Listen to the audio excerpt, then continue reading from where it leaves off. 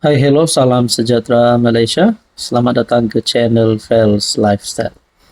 Saudara Bapak yang saya hormati, saudara-saudara semua, antara yang menjadi cerita paling panas kebelakangan ini, beberapa hari kebelakangan ini, adalah berkaitan dengan pemilihan jawatan nomor 2 di dalam parti PKR, yaitu Parti kepada Anwar Ibrahim, Perdana Menteri Malaysia. Dua pemimpin yang disebut-sebut yang akan bertanding. Rafizi Ramli tidak asing lagi penyandang jawatan tersebut, manakala pencabarnya adalah anak kepada presiden parti sendiri, yaitu Nurul Izzah.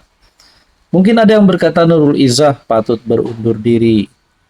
Sebelum ini beliau hanya akan mempertahankan jawatan beliau sebagai naib presiden. Tetapi dengan beberapa sokongan daripada ketua cabang terhadap Nurul Izzah, akhirnya beliau bertanding jawatan timbalan presiden PKR.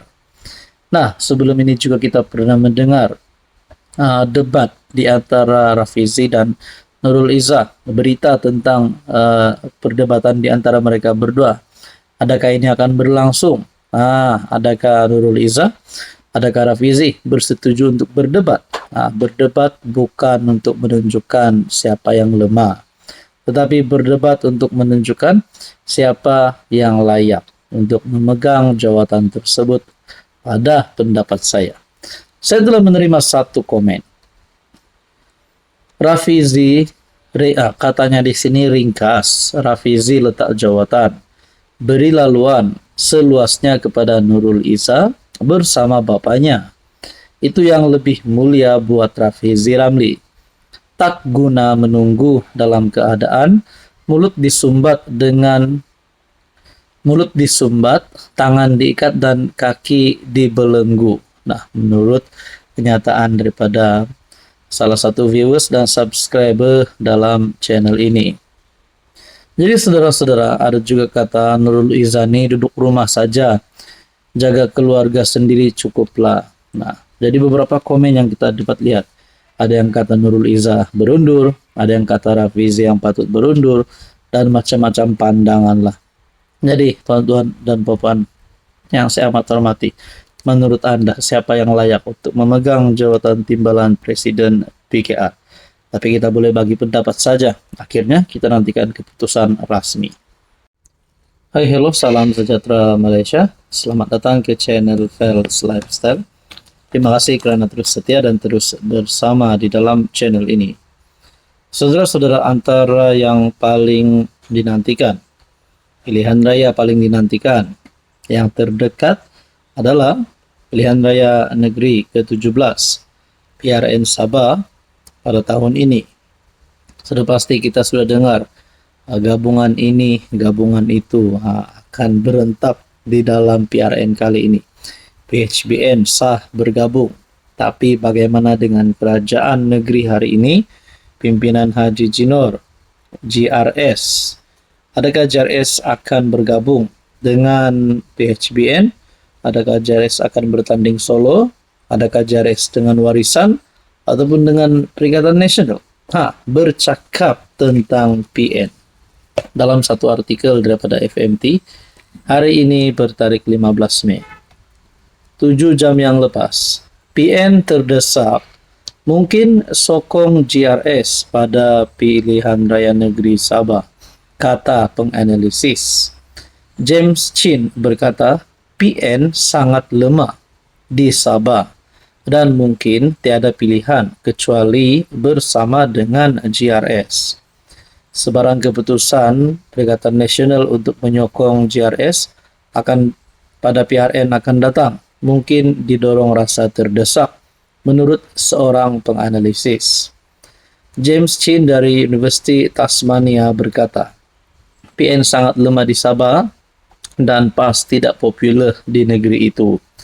Manakala kebanyakan wakil rakyat bersatu sudah melompat ke JRS. Disebabkan itu, katanya, PN mungkin tiada pilihan kecuali bekerja sama dengan JRS. PAS hanya memiliki 1 daripada 79 kerusi DUN.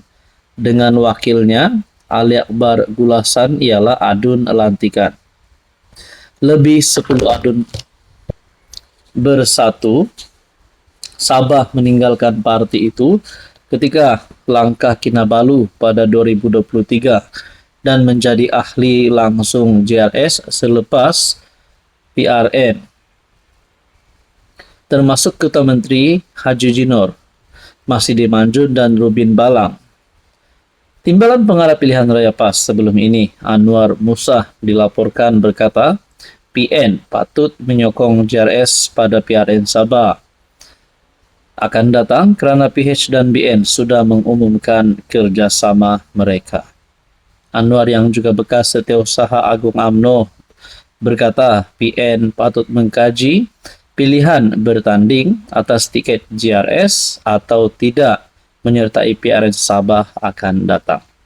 Jadi saudara-saudara, kalau PN bergabung dengan JRS, adakah PN akan menghantar calon-calon yang mengejutkan? Mungkin Muhyiddin Hadi Awang bertanding pada PRN Sabah kali ini, dan mungkin pada masa akan datang mereka boleh dihantar sebagai calon ketua menteri. Apa komen Anda? Hai, hello, salam sejahtera Malaysia. Selamat datang ke channel Fels Lifestyle. Terima kasih kerana terus setia dan terus bersama di dalam channel ini. Saudara-saudara yang saya hormati, banyak isu yang sensitif di Malaysia. Antaranya isu bendera, isu jalur gemilang. Kenapa perkara ini sensitif? Ini melibatkan kedaulatan negara. Ini melibatkan image negara. Jadi, sudah pasti yang bercakap dan bersuara tentang ini tidak lain dan tidak bukan daripada netizen, daripada penggemar media sosial, dan ada satu parti yang terlibat dalam isu ini. Ini satu kejutan dan laporan polis yang mengejutkan ramai. 16 laporan polis diterima isu jalur gemilang cacat pada program PAS. Sekali lagi nama PAS disebut, nama parti PAS disebut. Kontroversi kesilapan lakaran jalur gemilang yang cacat bintangnya pada poster program Himpunan Teguh Memimpin Terengganu HTM 1.0 2025 merekodkan 16 laporan polis.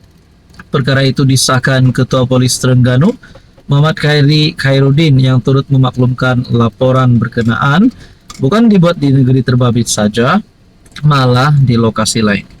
Saya tertanya-tanya lah, kenapa masih ada pihak yang tidak menyadari perkara ini seawal mungkin? Dan persoalannya, kenapa parti PAS ataupun parti Melayu, parti agama Islam tidak alert tentang perkara ini? Kenapa sehingga ada kecacatan yang berlaku pada bintang bagi poster program himpunan ataupun HTM 1.0, kesilapan lakaran jalur gemilang? Kenapa ada perkara ini boleh berlaku? Sebanyak 16 laporan polis telah dibuat berhubung kejadian tersebut. Di Terengganu ada 3 laporan saja berkaitan kes ini. Menurut Muhammad Khairi, siasatan dibuat mengikut Seksyen 3 dalam kurungan 1 dalam kurungan C Akta Lambang dan Nama Mencegah Penggunaan Tidak Wajar 2017, Seksyen 4 dalam kurungan 1 dalam kurungan B Akta Mesin Cetak dan Penerbitan 1984, dan Seksyen 233 Akta Komunikasi dan Multimedia 1998. Poster resmi terbitan PAS Terengganu untuk mempromosikan HTMT 1.0 2025 menarik perhatian ramai, sekaligus mengundang kecaman apabila berlaku kecacatan padanya. Jadi adakah dengan ini saudara-saudara? Sepatutnya ada 14 logo yang dihasilkan PAS Terengganu hanya memaparkan 11 bucu pada bintang persekutuan. Adakah dengan ini akan terkena tempias kepada kepimpinan PAS Terengganu, terutamanya Hadi Awang sebagai Presiden PAS? Adakah dengan ini PAS boleh hilang sokongan, boleh hilang undi, ataupun akan diharamkan. Nah, saudara-saudara, apa komen Anda?